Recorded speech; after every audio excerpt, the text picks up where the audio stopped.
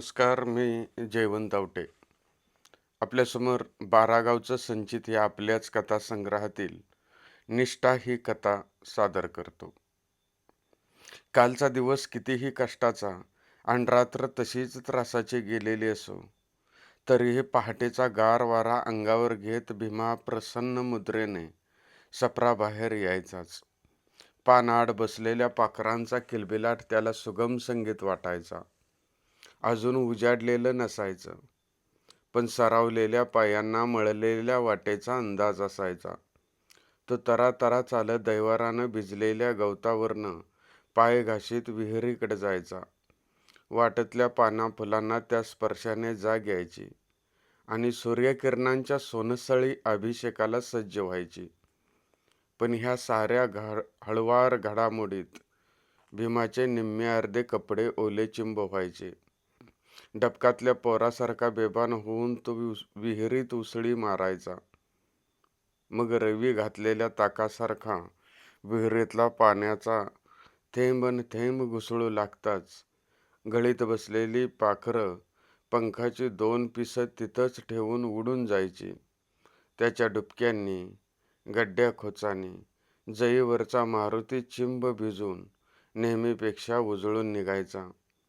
त्याला त्याच्या हातातल्या द्रोणागिरी पर्वतापेक्षा भीमाचं जगणं मोठं वाटत असावं की काय, म्हणूनच तो रोजच्या पेक्षा अधिकच तेजानं लखलखायचा. पावसाळ्यात पाणी वर तर उन्हाळ्यात खाली असायचं. गाळ उचसू नये म्हणून भीमानं थोडं धीरानं घ्यावं असं पाण्यातल्या माशांनाही वाटत असावं. पण विहिरीच्या पायऱ्या निसरड्या झालेल्या आहेत याचंही भान नसलेला तो अंग नितळत बाहेर येताना कधी कधी घसरायचा. जपून बरं का, हे लहानपणी आईचे आणि अलीकडील बायकोचे शब्द त्याला आठवायचे. खेकड्यासारखा हातापायाचा आधार घेऊन तो वर यायचा. मारुतीच्या मूर्तीला नमस्कार करून काटे चुकवीत फुले तोडायचा.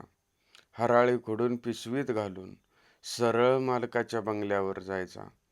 हॉलमध्ये पिशवी मोकळी करून मागे फिरायचा. त्याला मालकानं दिवसभराचं काम सांगण्याची गरजच नव्हती. तो स्वतःचं शेत असल्यासारखा राबायचा. पावसाच्या थेंबाबरोबरच त्याच्या घामाचे थेंब त्या मातीशी एकरूप झाले होते. मालकावर त्याचं नितांत प्रेम होतं. त्याची निष्ठा अढळ होती.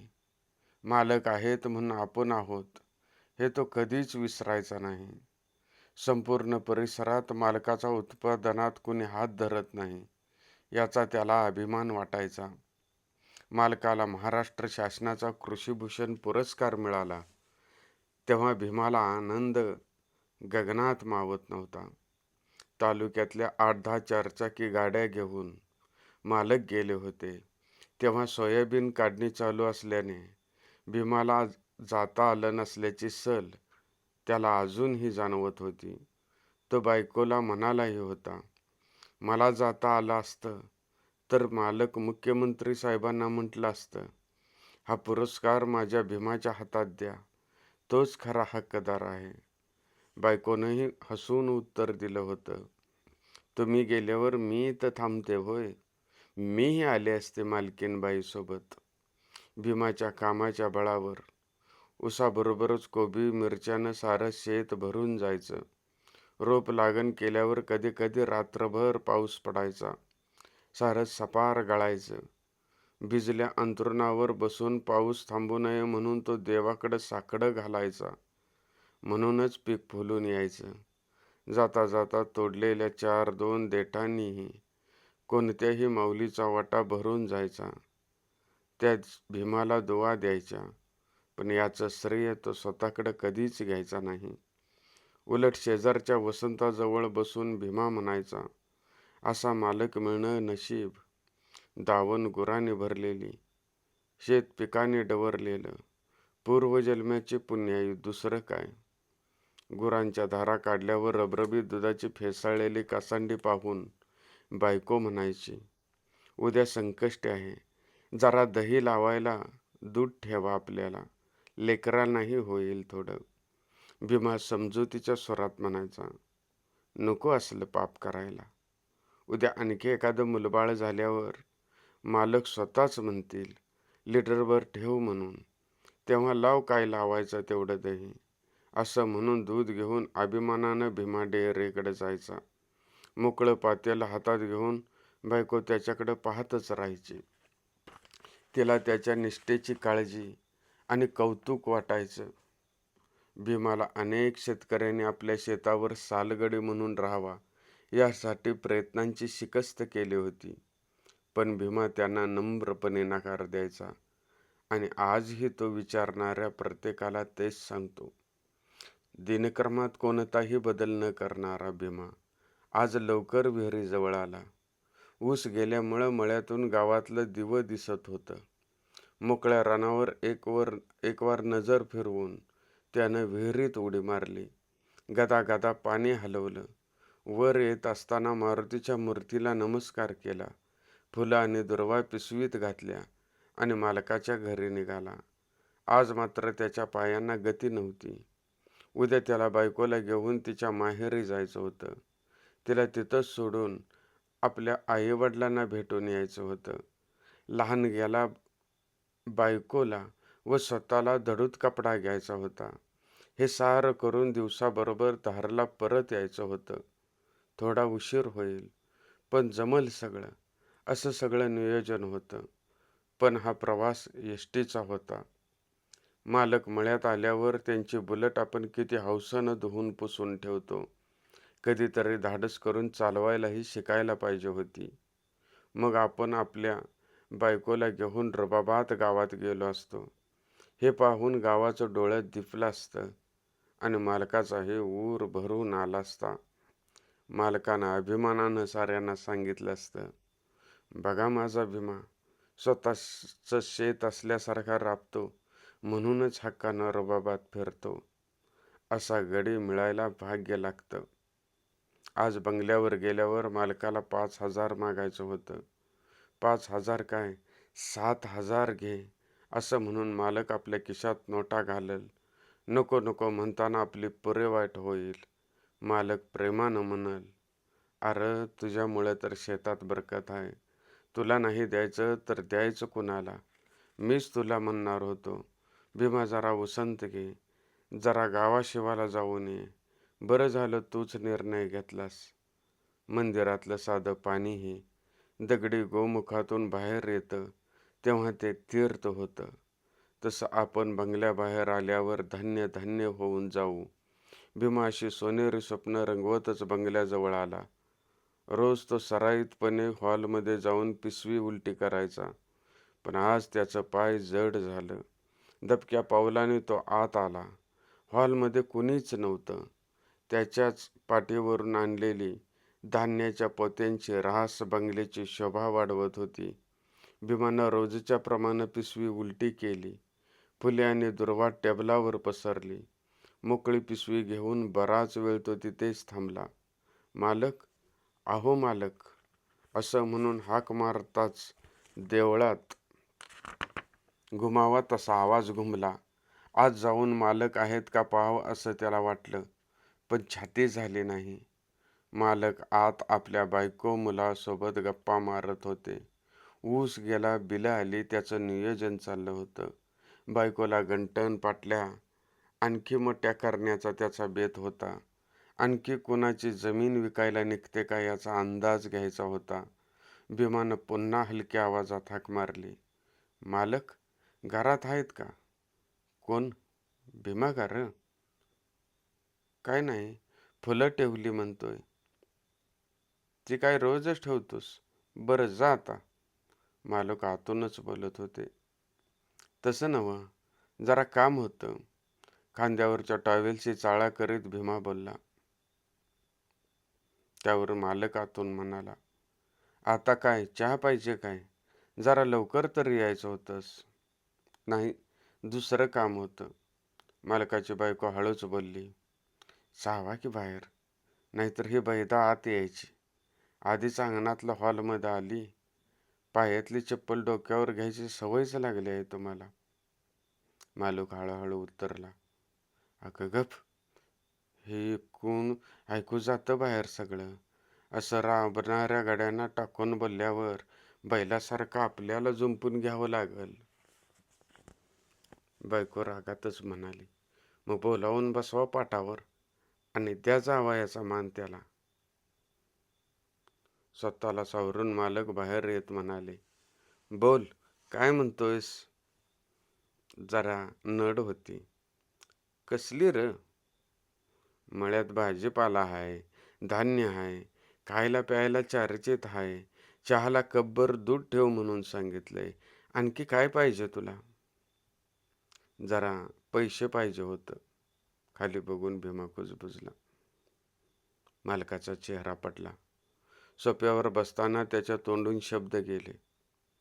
बस बघू, काय म्हणतोयस मला काही समजेना गड्या. भीमाला काय बोलावं काय करावं हे समजेना. तो तसाच उभा होता. अरे बस म्हणतोय ना, बस असा फरशीवर सप्पय. तो आणि मी काही वेगळा आहे का? भीमा फरशीवर बसला. तळहातानं फरशी ओली झाली. टॉवेलनं हात पुसून भीमा तसाच बसून राहिला. कसलं पैसे कशासाठी सांग तर खरं. मालकाच्या शब्दाने भीमा भानावर आला. लय दिवस झालं घराकडे गेलो नाही. आईबापाला धडूत कपडा घ्यायचा आहे. बायकोलाही माहेरला जायचं आहे. म्हणून 5,000 पाहिजे होतं. कमी चालतील म्हणा. 5,000? मालकाचा चेहरा पडला. होय जी, जरा कमी दिलं तरी चालेल म्हणालच की. थोडा वेळ कोणीच काही बोललं नाही. ती जीवघेणी शांतता भंग करीत मालकानं उसासा सोडला. अरे भीमा, असं म्हणून त्याच्या खांद्यावर हात ठेवायला पुढेही केला, पण लगेच हात मागे घेऊन पायावर टाकलेल्या दुसऱ्या पायाचं तळवं चोळू लागला. अरे भीमा, खोळा का काय तू? ऊस गेला, बिला आली, पण पै पाहुण्या आणि गावकऱ्यासारखं तुलाही वाटलं म्हण की मालकाचं घर भरलं. तसं नसतं राजा. अरे ही शेताची मेहनत, खतं, बी बियाणं, हा खर्च बघतोयस तू. आता ही पाटीलकी मिरवायची म्हटल्यावर नुसतं बुलेट घेऊन फिरून चालत नाही. राजकारणात पद प्रतिष्ठा लागते बाबा. राहू दे आमदारकी, निदान पंचायत समिती तरी पदरात पाडून घेतली पाहिजे. त्यासाठी लोकांना काय हवं काय नको हे बघावं लागतं. मंत्री संत्री गावात आल्यावर त्यांना घरी आणावं लागतं राजा. त्यांचं पाय धुवून घरच्या माणसांना ओवाळायला लावायला लागतं. तेव्हा कुठं नशीब असेल तर तिकीट भेटतं. निवडून यायच्या गोष्टी वेगळ्याच. त्यासाठी पाण्यासारखा पैसा आलाच. आता जुन्या वाड्यात ते शक्य नाही, म्हणून बंगला बांधायला काढला. वाडा उतरवायचा ठरवला. तेव्हा वाटत होतं त्याच्या लाकूड फाट्यानी, खिडक्या दरवाज्यानी तुला मळ्यात चांगलं घर बांधून द्यायचं. पण कशाचं काय? वाडा उतरायला गाड्यांनी बंगल्याची किंमत मागितली. त्यांना सगळं देऊन मग पुढचं काम कसं करायचं म्हणून जीवावर दोंडा ठेवून वाड्यात निघालेल्या सागवानाच्या बदल्यात सगळा पसारा गावाबाहेर टाकून घेतला. तुला काय वाटलं? तुला गळक्या सपरा ठेवून मला ह्या बंगल्यात समाधान वाटतंय? नाही रे राजा, काळीच तीळ तीळ तुटतंय माझं. मालक हताशपणे पुढं बोलू लागला. अरे हे चालवताना जीव गळ्याला येतोय माझ्या. ज्याचं दुखणं त्याला माहीत. हे साल कसं काढायचं याचा विचार करतोय मी. भीमा आवासून ऐकत होता. त्याच्यासाठी हे सारं नवीनच होतं. हॉलमध्ये शांतता पसरली होती. घड्याळाची टिकटिक तेवढी ऐकू येत होती. तुला हे सांगितलं तर पटल? या मालकाच्या शब्दाने भीमा भानावर आला. काय काय म्हणाला? अरे तुला हे सांगितलं तर पटेल का? भीमा काहीच बोलला नाही. असा बावरू नको. प्रत्येकाला समस्या वेगळ्या असतात बाबा. आता तुला नड आहे. तू मला मागितलीस. मी देऊ शकत नाही म्हटल्यावर दुसरीकडे मागत फिरशील. फाटकं तुटकं घालशील. पण माझ्यासारख्यानं काय करावं? पोकळ वासा ही म्हण उगाच निघाली नाही. गुदस्ता जमीन खरेदीचा हप्ता थकल्यात. माणसं गोड बोलून अडीअडची सांगून जमिनी गळ्यात घालतात. पैसे घेतात. मग मागणं बहिणी, जावा, धीर, भाऊजाई उठून बसतात. नोटिसा पाठवतात. पाण्यासारखा पैसा कोर्टात जातो बाबा. त्यात ही सोसायटी बोलावत्या. मागच्या 2 महिन्यात 2 विहिरीवर 4 बोकडं कापली. वाढून कंबर गेली तुझीच. पण पैशाचं काय ह्याचा विचार केलास कधी? इतर देण्याचं काही विचारूच नकोस. आता हे सांगायला हे लाज वाटते. आणि तुला पटल तरी का? बाबा, मलाच नड आहे उद्या 5,000ची. वकिलाची फी द्यायची आहे. 2 दिवसात तारीख आहे कोर्टाची. मी कुणाला मागावं? कुणापुढं हात पसरावं बरं? भीमा खजील झाला. ओशाळ्याला मूग घेऊन बंगल्याबाहेर पडला. अरे भीमा, अरे भीमा म्हणून मालकानं मागणं हाका मारल्या. पण भीमा चालत तसाच राहिला. मालकीन आतून पाहत होती. भीमा जाताच ती बाहेर आली. दोघांनी सुस्कारा सोडला. गेला का बघा बरं, असं म्हणून मालकीनीने खिडकीतून पाहिलं. तो दिसायचा बंद झाल्यावर दोघांचा हसण्याचा आवाज बंगल्यावर घुमला.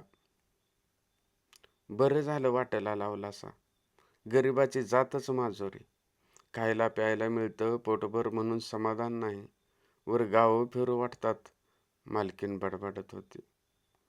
मालक म्हणाला, आता ऊस गेला, केळी कापली, पैसा डोळ्यात भरला असेल त्याच्या.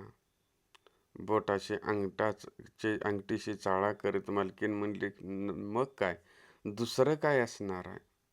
त्यावर मालक बोलला, अगं म्हणून तर त्याला खोटं नाटं सांगितलं. माझीच नड आहे म्हणून 5,000ची. सत्ताधारी जनतेला सांगतात बघ, राज्यावर कर्जाचा डोंगर आहे म्हणून. तिजोरीत खडखडत आहे असं. तसं ऐकल्यावर लागला बहोऱ्या डोळं फिरवायला. हो, मी बघत होते पडद्याआडून. तरीही मला काळजी वाटत होती. थोडं देतो म्हणताय की काय? पण तुम्ही तर लयच तयारीचं निघाला. अगदी नटसम्राटच. किसं झाडलं तर 10,000 निघतील. पण काय गळा काढला असा? किती अडचणी सांगितल्यासा. क्षणभर मलाच खरं वाटलं बाया. विजयी मुद्रेनं मालक म्हणाला, अगं, हाताखायचे राबवून त्यांच्या घामावर तुपातला खायचं म्हटल्यावर असा अभिनय करावाच लागतो. पिढ्यानपिढ्या तेच चालत आलंय. अगदी लाखातलं बोललासा. आणि ही लोक आपल्या डोळ्याच्या माघारी काय काय विकत असतील याचा नियम नाही. उगा 6-4 महिन्यांनी गावाकडं पळतात होय. साठवलेलं कुठं लपवायचं? इकडं भीमा मात्र जड पावलानं सपराकडे चालला होता. त्यानं मुळाभर नजर फिरवली, पण रोजच्यासारखं समाधान त्याला भेटलं नाही. मालकाला आपल्यासमोर परिस्थिती उघडी करावी लागली. त्यामुळे तो मेल्याहून मेल्यासारखा झाला होता. देवळातल्यासारखा वाकून तो सपरात शिरला. पाळणा नसल्यामुळं लेकरू जमिनीवर झोपलं होतं. त्यानं त्याच्या अंगावरची कांबळ व्यवस्थित केली. भाकरी करताना बायकोचं भीमाकडे लक्षही गेलं नाही. तिला अजून बरीच आवरावर करायची होती. उद्या जायचं म्हटल्यावर जनावरांची वैरण काढायची होती. मिरच्यांचा तोडा लांबला होता. खालच्या पट्टीला पाणी सोडायचं होतं. भीमाला जेवायला घालून ती लगेच सपराबाहेर पडणार होती. भीमा टेकून बसला. कोडाचा आवाजानं बायकोचं लक्ष भीमाकडे गेलं. तव्यावरील भाकरी काढत ती म्हणाली, आता वाढून घ्या तुम्हीच. खावा गरम गरम भाकर. ती मोटार तेवढी सुरू करून द्या. मी बघते पाण्याचं. तुम्ही उद्याच्या तयारीला लागा. सकाळची एसटी पकडायची म्हणल्यावर उद्या काय काम बाकी ठेवायला नको. भीमा तसाच कुडाला पाठ लावून बसला होता. तो जागचा हलत नाही हे पाहून बायको म्हणाली, उठा की आता, ताट घ्या आणि पाणी हे. नको, एवढी काय गडबड आहे? जेवतो पुन्हा भूक लागल्यावर.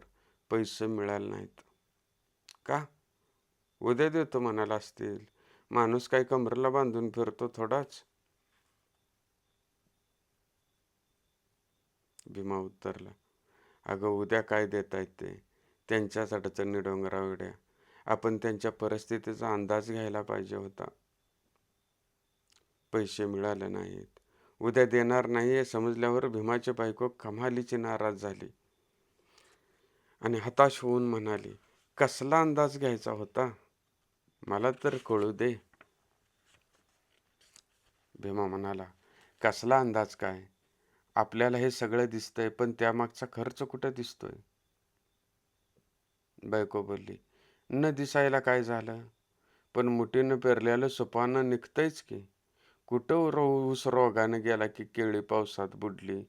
शेतसरनं कुठं हात आकडता घेतला खर्च न भागायला. भीमा म्हणला, अगं असं वंगाळ बोलू नको.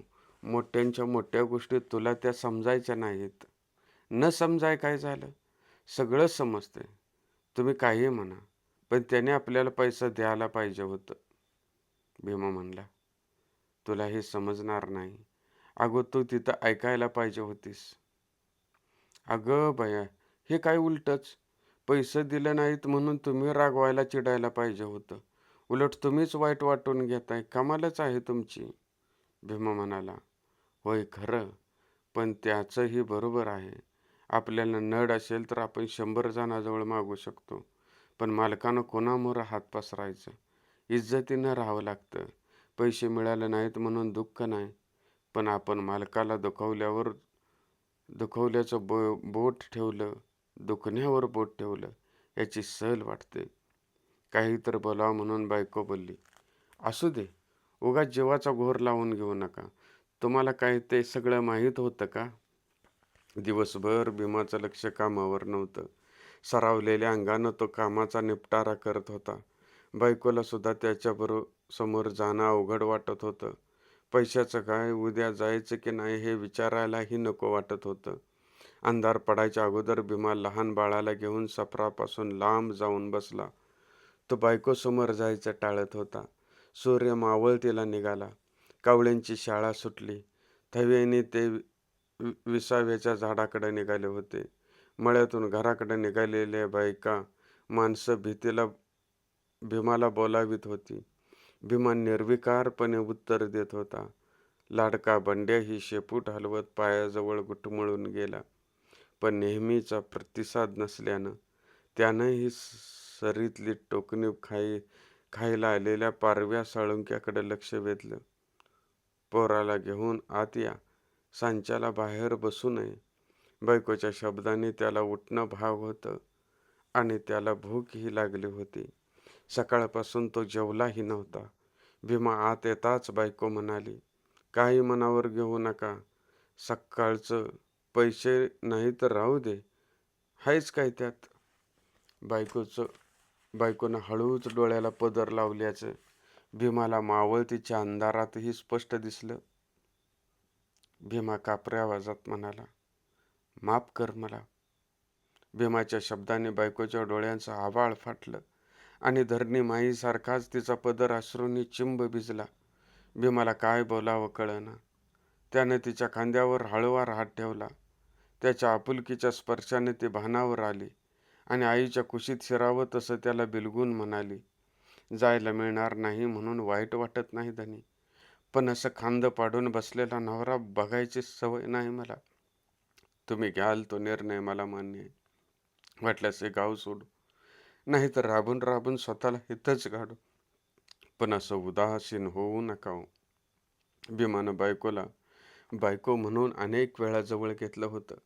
त्याची ऊब त्यानं अनंत वेळा अनुभवली होती.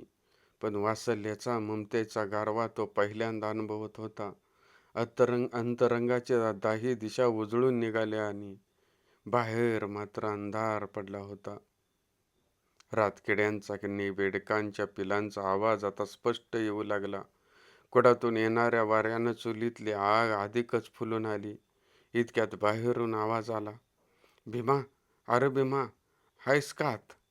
भीमानं थोडं कलत होऊन बाहेर पाहिलं. कोण? नागोबा काय? होय होय, मीच आहे. या बा, चहा ठेवतो. नको नको, तो आधी बाहेर ये बघू. भीमा बाहेर गेला. आबा, काय काम काढलं? काम साधं आहे, पण अर्जंट आहे. गावात तुझ्याशिवाय कोणाला जमणार नाही म्हणून आलोय. बरं झालं भेटलास. काय काम आहे ते सांग तर खरं.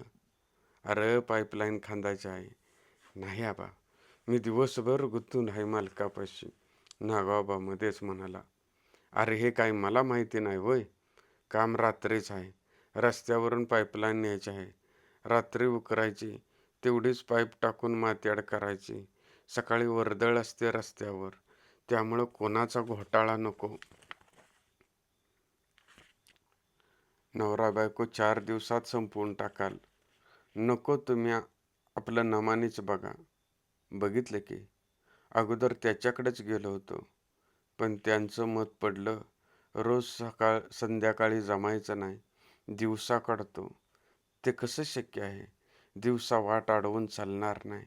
JCB घालावा तर इतरांच्या पाईपलाईन असत्यात आडव्या तिडव्या. दुसरा काही मार्ग नाही का? भीमानं प्रश्न केला. मग कशाला बाबा?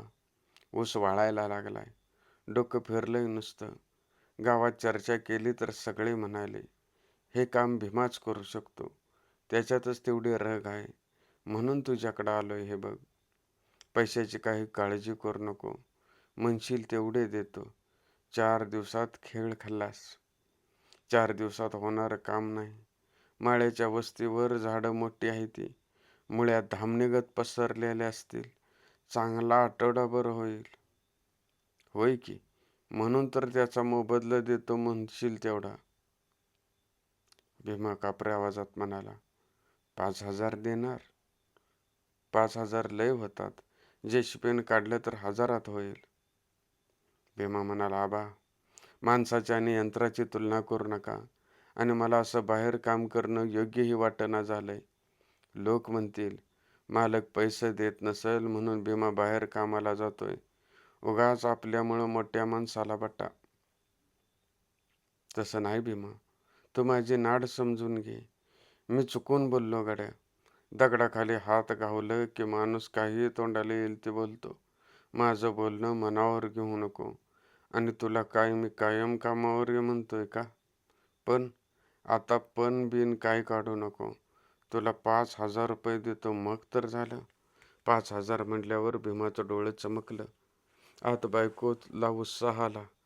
तिला उद्याचं नियोजन दिसू लागलं.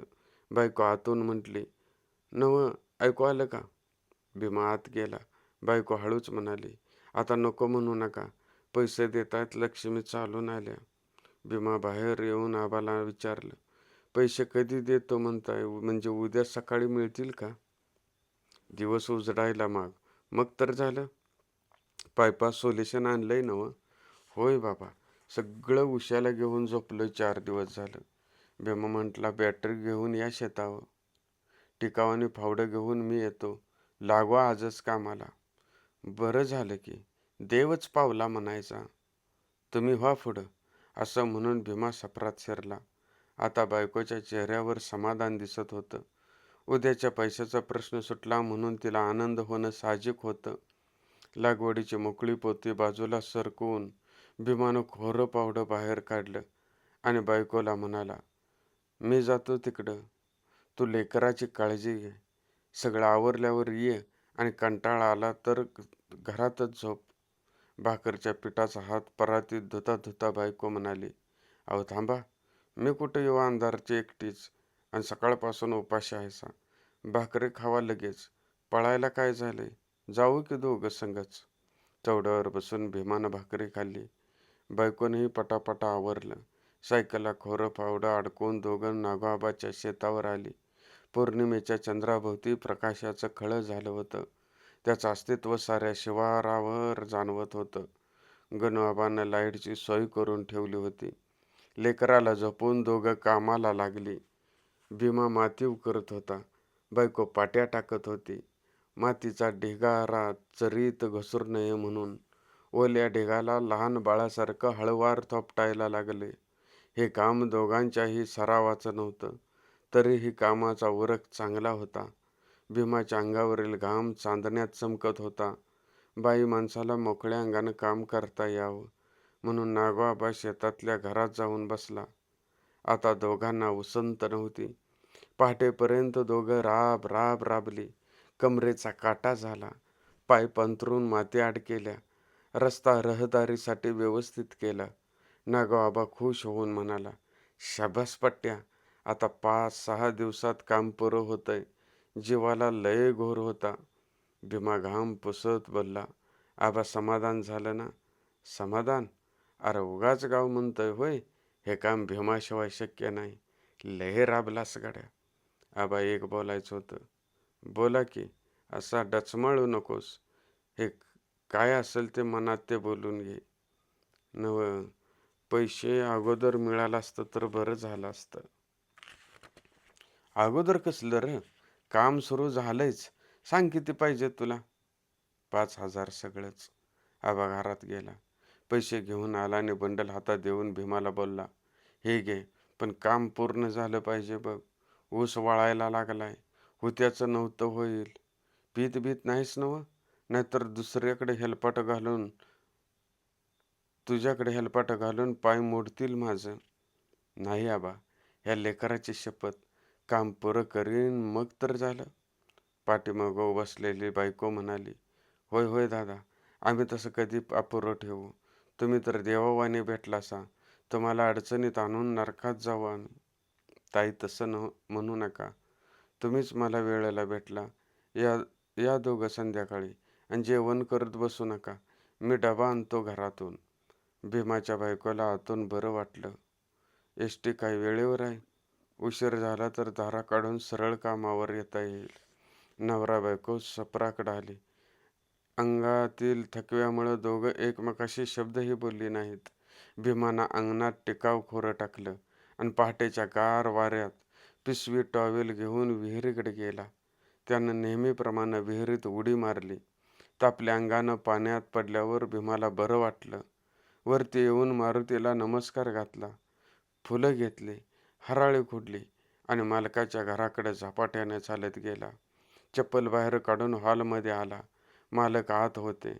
त्यांनी पिशवी अडकवली आणि म्हणाला, मालक, फुलं ठेवलीत? बर. मालक हळू आवाजात म्हणाले. काल पैसे दिले नाहीत म्हणून भीमा रागावला असणार हे ओळखून मालक जास्त काही बोलले नाहीत. भीमा गेलाय याचा अंदाज घेऊन दोघं बाहेर आली. गेला वाटतं, बायको हसत म्हणाली. हो, गेला लगेच अंग चोरून. काल त्याला पठातच घेतला, मग आज काय बोलतोय? असं म्हणत मालकांनी फुलांची पिशवी खाली ओतली. गुलाब, प्राजक्त, सदाफुली, हराळी आपापल्या सुगंधाचे आणि रंगाचे अस्तित्व दाखवत होती. आणि त्याच ढिगामध्ये भीमानं जाणीवपूर्वक ठेवलेल्या कष्टाच्या घामाचा सुगंध घेऊन आलेल्या 5,000च्या नोट्या आपल्या निष्ठेच्या रंगानं मालक आणि मालकिनीचं डोळं दिपवित होत्या. कथा आवडल्यास लाईक, शेअर आणि सबस्क्राईब करा. खूप धन्यवाद.